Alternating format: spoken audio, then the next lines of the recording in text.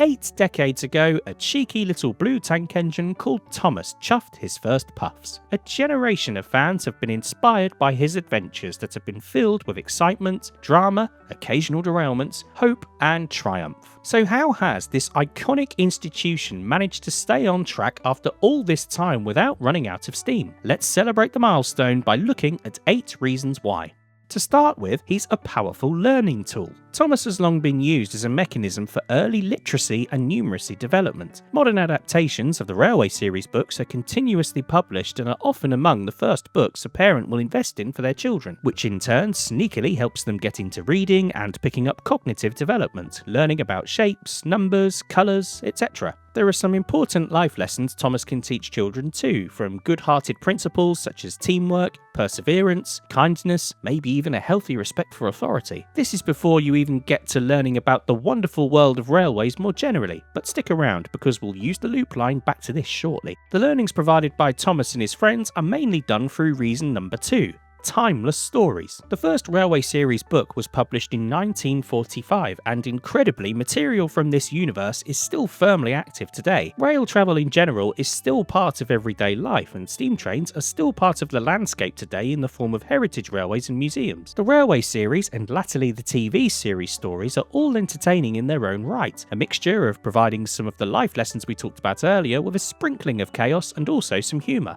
Wake up, lazy bones. There's a lovely quote from author Reverend Wilbert Awdry which I think sums this up nicely. You've got to remember who you're writing for. You're not merely writing for children. You're writing for the unfortunate people who have got to read the stories over and over and over again. This leads me on to the next point in that Thomas is multi-generational. Yes, youth is the primary audience, but Awdry never talked down to children in the books. He believed in respecting and even nurturing their curiosity and their thirst for knowledge and discovery. This in turn made his work far more enjoyable for adults too. After all, if you're going to keep reading the same stories before bedtime, it helps if they're actually good. Many of the parents buying books and learning materials for their kids are doing the same thing that their own parents did for them. Visit somewhere like Thomasland at Drayton Manor and you'll see it firsthand. Little ones beaming with joy and their folks right beside them, rediscovering that same magic and fully embracing their inner child with a sweet nostalgia kick.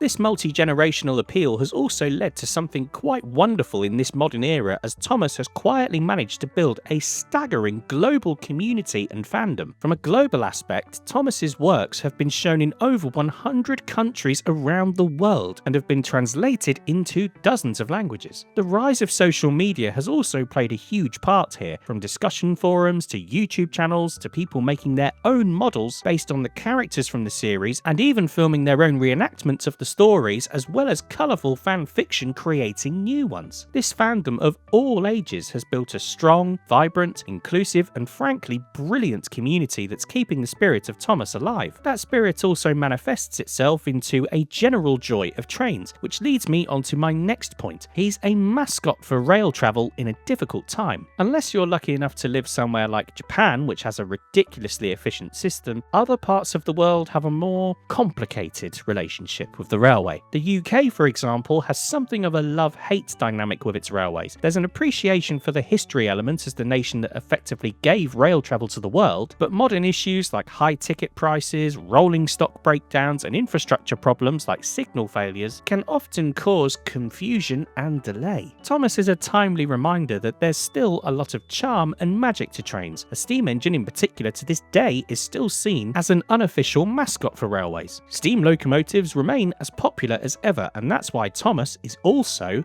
a lifeline for heritage railways. Railway preservation is one of life's great eccentricities and one of its most endearing. These railways and museums keep the spirit of the past alive with an unmistakable scent of coal in the air. They are wonderful institutions, but they're not cheap to maintain and are often heavily reliant on volunteer labour and goodwill to get by. Many of them run day out with Thomas events, providing some vital cash in the coffers for some of their restoration projects. These events bring joy to kids, big kids like me who never grew out of their Thomas fascination, and parents who will remember the old books and TV series episodes. There's something quite magical about these events. It's like watching a Disney film and then getting to go and visit Disneyland, but instead of a costume character waving silently at you from afar, you see and travel behind an engine that puffs real steam and whistles right at you, and for many, it's ignited a spark, inspiring the next generation of railway enthusiasts. Thomas is more than just any old children's character. He's an inspiration and a very real part of how the next generation of railway enthusiasts are bred. For decades, heritage railways were lovingly maintained by those who remembered the golden age of rail travel firsthand. Many of these lines are now celebrating milestones of their own, 50 or 60 plus years of preservation in some cases, and have grown into thriving tourist attractions in their own right. The older generation have more than earned a rest, and that's where Thomas can come in. You don't have to be a hardcore railway enthusiast to enjoy a trip behind a steam engine, but for many, Thomas is the spark that ignites a lifelong passion.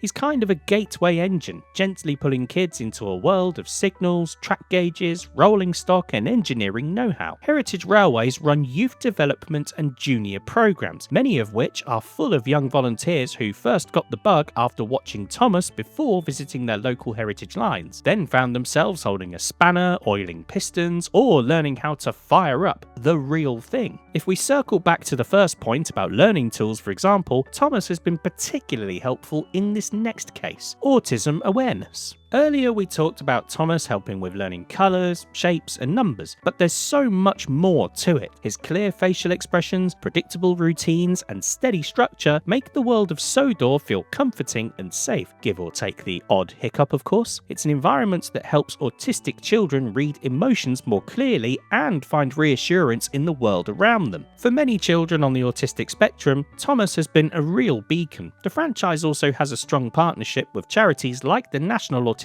Society. More recently, the modern version of the TV series introduced a new character, Bruno, the first officially recognised autistic character in the series. Speaking from personal experience, it certainly helped me, and I probably wouldn't be the person I am without some of the things that Sodor's #1 engine helped me with, so I'll always be grateful, not just to him, but the Reverend Wilbert Audrey, his son Christopher, everyone involved with the books, and everyone behind the scenes working on the TV show over the years who have brought this incredible world to life. So here's to the engine with 6 small wheels, a short stumpy funnel, short stumpy boiler and short stumpy dome, his friends, and the wider Thomas community.